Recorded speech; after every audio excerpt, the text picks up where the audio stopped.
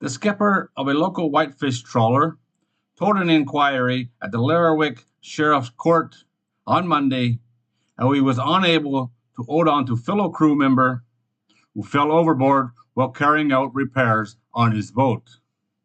The body of Edson Lacoste was recovered from the waters by local search and rescue helicopters 30 miles southeast of Sumburgh on February of 2021. During the first day of the fatal accident inquiry into the death of the 45-year-old Filipino national, the skipper of the fishing vessel Copias, Andrew White, recalled the events that led to the tragic loss. Being questioned in great detail, the 40-year-old skipper described Lacoste, who was known as Joseph, as a good worker, a nice guy, and a very reliable crewman, who had been working and living on the vessel 10 months a year since 2015. The fatal accident inquiry is a public hearing to establish what caused a sudden and unexplained death to prevent further deaths from happening in a similar circumstance. At the time of the incident, the Copias was working with a crew of 6, 4 of which were foreigners recruited through an agency.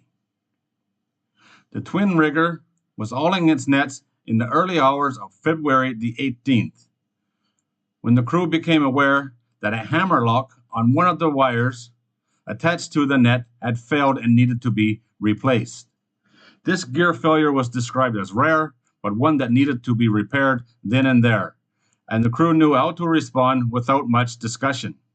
The skipper said he saw the winch wire was hanging and left the wheelhouse to assist Lacoste, who was already in the process of getting the repair underway. He had turned away to pull more wire slack. The next thing he saw, he was going overboard. Lacoste went overboard through a port side opening, but to do so, he had to climb up the side of the hull of the vessel. It was not clear why he would have done that. The crew reacted instantly by knocking the vessel out of gear to stop the boat. A floating mooring rope was thrown to Lacoste in the hope that he would be able to put the loop over his head to allow the crew to pull him back on board. Meanwhile, his personal flotation device had inflated, but because it was not worn properly, without the crotch strap fastened, the PFD was moving over his head, meaning Lacoste was floating too low into the water and the waves were breaking over him. White told the court that Lacoste was panicking, and instead of using the loop and the mooring rope, he tried to climb it. However, he managed to pull himself in the direction of the port ladder, and the skipper White climbed down the side of the vessel in an attempt to pull him from the freezing water. I went down the ladder, got his hand on the ladder, but he had no strength to hold on. I managed to get a hold of his left arm, but he was washed out of my hands by a wave, said the skipper. It was then that the crew sent out a mayday call and the Coast Guard helicopter was launched. White continued saying that the crew managed to get Lacoste alongside the vessel a couple more times with the help of a grappling hook, but there was no longer any response from the fisherman.